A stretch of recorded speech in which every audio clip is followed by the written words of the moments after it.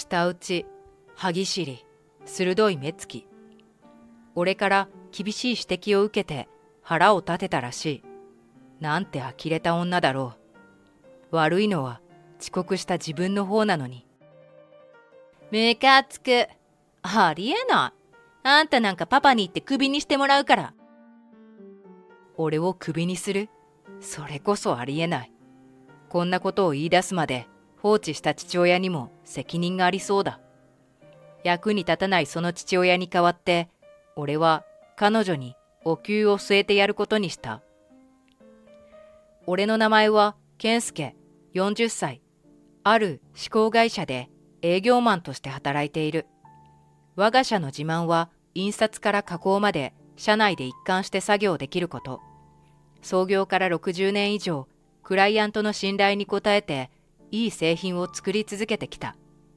そんなうちの会社にある日困った新入社員がやってきた。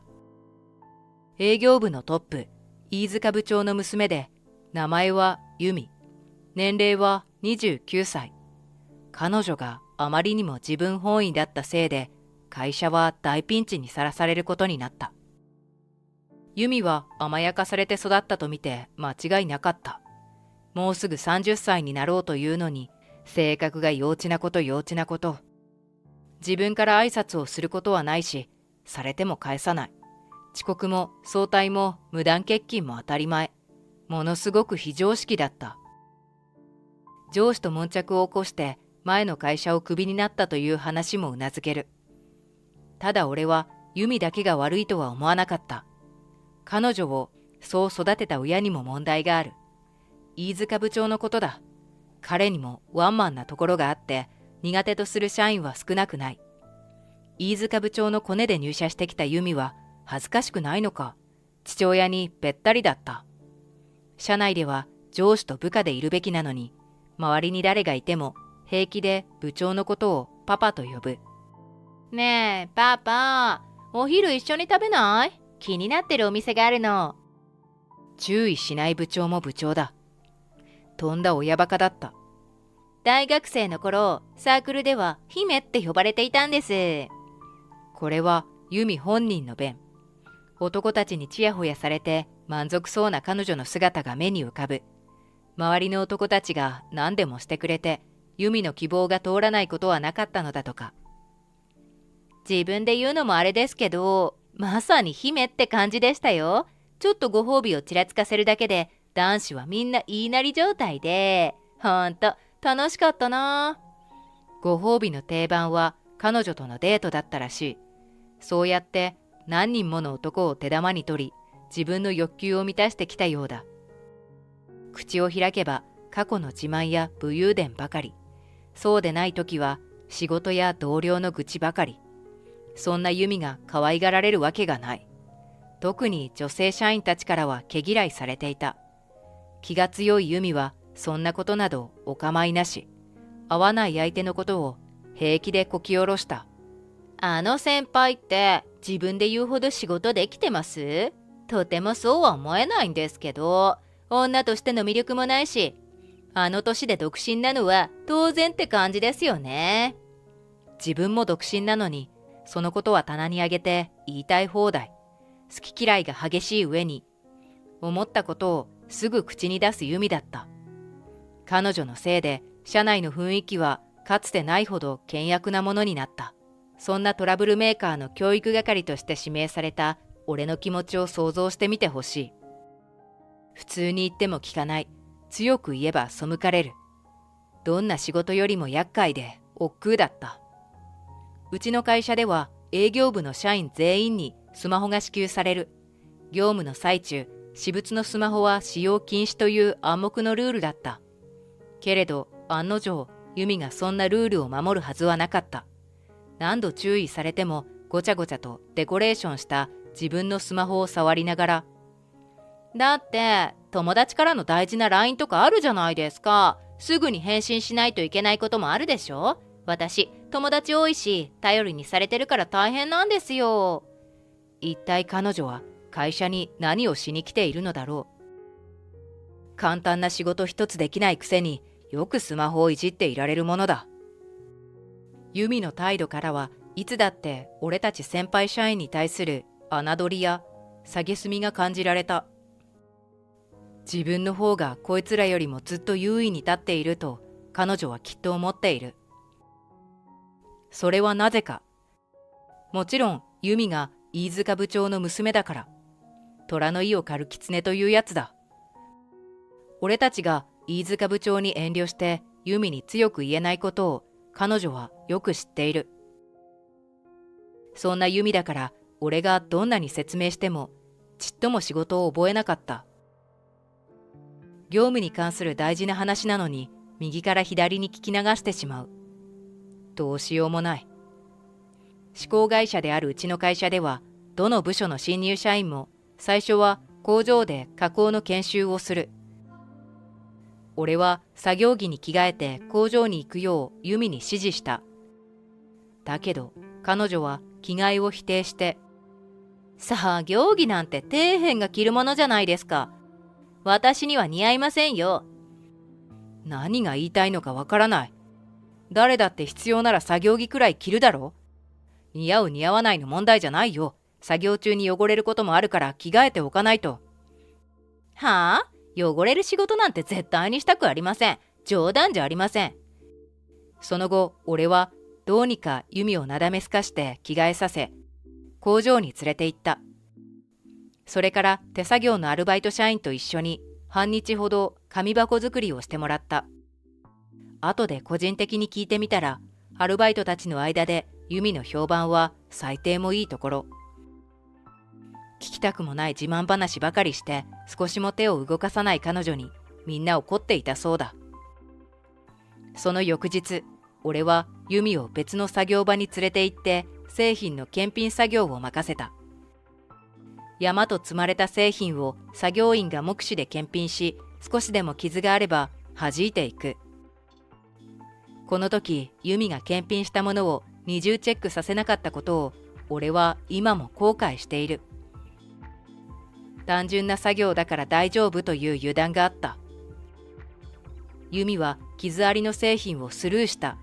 納品後にクライアントからクレームが入り、俺は先方と営業担当からこってり絞られた。ユミに検品作業のことを確認すると、彼女は何も覚えていないと開き直って、作業場には何人もいたんですよ。私以外の人のミスかもしれないじゃないですか。どうして私のせいにするんですか？私を悪者にして楽しいですか？あの日クレームが入った商品を検品したのは君だけなんだよ。他の作業員は別の種類の製品をチェックしていたんだ。あんな大きな傷をいくつも見落とすなんて。そんなの仕方ないじゃないですか。私的には問題ないレベルだったんですよ。俺は怒るより先に呆れてしまった。なんて自分本位なんだろう。検品漏れのせいでクレームが来た問題は幹部会議でも取り上げられた。俺は当事者の一人として会議への参加を求められ、経緯を説明させられた。責任の一端は俺にもある。ユミが検品した製品を二重チェックしなかったのだから。俺は飯塚部長からユミの教育係としての怠慢を鋭く指摘され、厳しい叱責を受けた。意外だったのは社長が今回のクレームについて触れなかったことだ。社長はむしろユミに対する飯塚部長の接し方を問題視する様子だった。我が子の成長を望むなら、時には厳しい態度で接することも必要だ。甘やかしてばかりいてはろくな人間にならない。私はそう考えているが、君はどうだ、飯塚君。はい、私も社長のおっしゃる通りだと思います。社内では上司と部下、仕事にプライベートを持ち込むべきではない。社長はユミの評判の悪さにも軽く触れて、父親である飯塚部長に指導を求めた。結果、俺にはそれ以上のお咎めはなし、再教育を促された飯塚部長はしょんぼり。これでユミの態度も少しは良くなるだろう。俺も同僚たちもほっと胸をなで下ろした。ところが俺たちの期待は完全に裏切られてしまった。ユミの就業態度は悪いままだし、飯塚部長もそんな娘を放置したまま。いつまで経っても俺がどれだけ指導しても、こなしてほしい仕事の水準に届かない。働きぶりが悪すぎて、一部の短気な社員たちはユミとの共同作業を拒絶し始めた。俺にはそんな彼らの気持ちが痛いほど分かったから、強くやめろとは言えなかった。当然だ。社員たちは普通に仕事をしていたいだけ。混乱をもたらしているのはユミの方。そのユミはというと、素直に指導を受けるべきなのに、俺が何かを言うと必ず言い返した。どうしてそうやって私ばかり責めるんですか？絶対におかしいですよ。トラブルの発端が自分にあることをまず認めなさい。君は自分のペースでやりたいようにやっているだけなんだよな。俺はそれがいけないと言っているんだ。わかる？全然わかりません。周りが私に合わせれば済む話じゃないですか。お前は何様のつもりだ。そう怒鳴ってやれたらどんなに良かっただろう。同じ言葉を使っているはずなのに、全くと言っていいほど届かない。メモを取らない。繰り返し教えても覚えない。間違いのもとなのにスタンドプレーに走る。そうこうしているうちに、会社には2度3度とユミに由来するクレームの電話が来た。彼女が今のままで変わらなかったら、そのうちもっと大きな問題が起こるかもしれない。教育係として、先輩社員の一人として、俺は大いに危機感を募らせた。問題のある社員への対応は遅くなればなるほど難しくなるという。自分だけでユミに教育を施して一人前の社員にすることを俺は潔く諦めた。とても俺一人の手に負える存在じゃない。教育を続けるなら体制を整える必要がある。そういったありのままの自分の考えを俺はユミ本人に対しても素直に打ち明けた。そういうわけだから俺は部長と相談して教育係から外してもらおうと思う。そうですか。別にどうでもいいですけど。ところで私は午後から何をすれば？そうだな。一人で作業はさせられないし、客先にも連れて行けないし。その時、ユミを嫌っている社員たちの一人がトイレ掃除と声を上げた。それくらいしか任せられないという。話を聞いていた同僚たちが大いに笑った。その笑いを自分への侮辱だと受け取ったらしい。ユミは顔を真っ赤にして怒った。私にトイレ掃除をさせようって言うんですか？信じられない。それってただの嫌がらせじゃありませんか？労働基準法とかに引っかかるんじゃありませんか？いやいや、掃除は社員が交代制でやっているわけだから、トイレ掃除を任せること自体に問題はないと思うよ。別にペナルティを与える考えでもないわけだし。私は姫と呼ばれた女ですよ。その私がトイレ掃除？ありえません。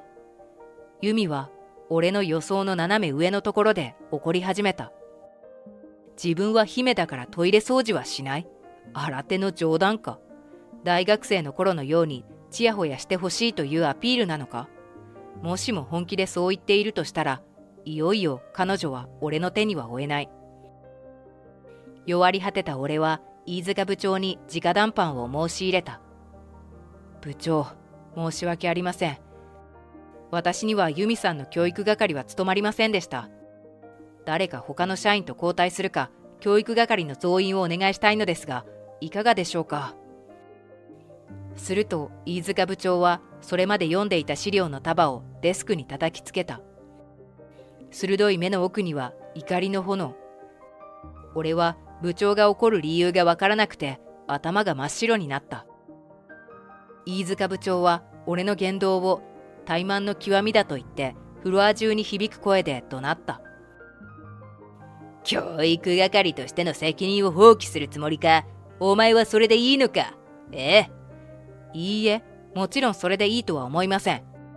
ただ私一人の力には限界があって、今のユミさん相手には通用しないので、交代か増員を検討していただきたいと。その態度が怠慢だと言うんだ。通用しない。そんな判断を下すには早すぎるだろうが。それになんだ、俺の娘をまるで問題社員のように言って侮辱するのか。俺のどんな訴えも飯塚部長には届かなかった。侮辱するつもりはなかったと釈明しても全く聞いてくれない。結局教育係の任から降りることも増員してもらうこともできなかった。がっかりして席に戻る俺を由美がいい気味だとばかりに笑いながら見ていた。そんな飯塚部長とのやりとりから数日後、由美が始業時刻に6時間も遅れて出社してきた。遅刻の理由が狂っていた。なんと朝まで友達と飲んでいたという。大学時代の友達がいきなり遊びに来たんですよ。それでカラオケ行って盛り上がっちゃって、気がついたら朝になってました。もう喉と頭が痛くて痛くて。悪びれる様子などなかった。遅刻してすみませんの一言もない。笑いながら話していいことじゃないのに。ここで甘い顔を見せたら彼女はきっとつけ上がるだろう。俺は社会人としてありえないとできるだけ厳しく叱った。大事な商談が控えていて、取引先に迷惑をかける事態にでもなっていたらどうするつもりだ？君に責任が取れるのか？もっと社員としての自覚を持ちなさい。日頃は穏やかな俺の険しい態度に由美は目を丸くした。そしてすぐに不機嫌な表情になった。納得がいかないという顔だ。悪いのはどう考えても遅刻した彼女なのに許せないという目をしている。何よその言い方。友達がいきなり遊びに来たって言ったでしょ。仕方なかったの。マジでムカつく。ありえない。あんたなんかパパに言ってクビにしてもらうから。ちらりと飯塚部長の方を見ると、彼も俺のことを睨んでいる。娘に対する侮辱は許さないとでも言いたげな態度。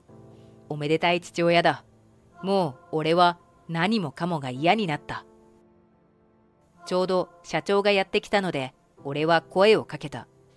父さん、飯塚部長とその娘、クビにするね。別にいいよね。その瞬間、フロアがどよめいた。俺が社長を父さんと呼んだことにみんなが驚いている。そう、何を隠そう。俺はこの会社の社長の実の息子にあたる男。社長の方針で社内では親子関係を伏せて雇用主と従業員として過ごしていた。父さんと呼びかけた俺のことを社長は咎めなかった。由美の遅刻について説明を受けると、社長は飯塚部長を鋭く睨んだ。娘を甘やかすなと伝えたはずだぞ。私の言わんとすることが伝わらなかったのか？それとも私の言うことなど聞く気はないという意味か？どうなんだ？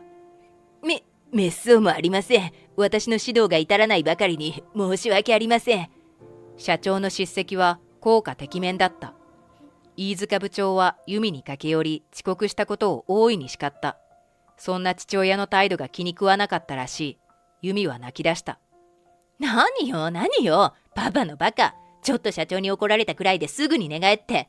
いつだって由美の味方だって言ってたじゃん。パパの嘘つき。もう信じられない。泣きじゃくる由美は小学生にしか見えなかった。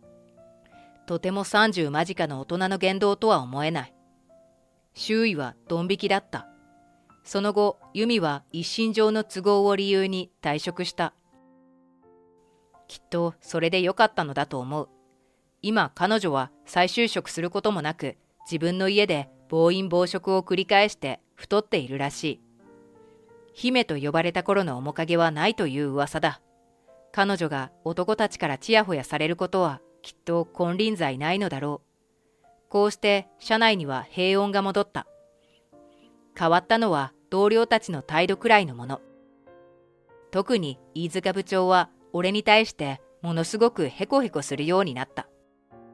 仕方がないことかもしれないけれど、気持ち悪くて仕方がない。由美と一緒に彼も辞めてくれればよかったのに。そう思わずにはいられない今日この頃だ。これから先、俺たちは由美のせいでひびが入った取引先との関係を修復せねばならない。営業部の先頭に立って頑張っていこう。俺はそんな前向きな気持ちでいる。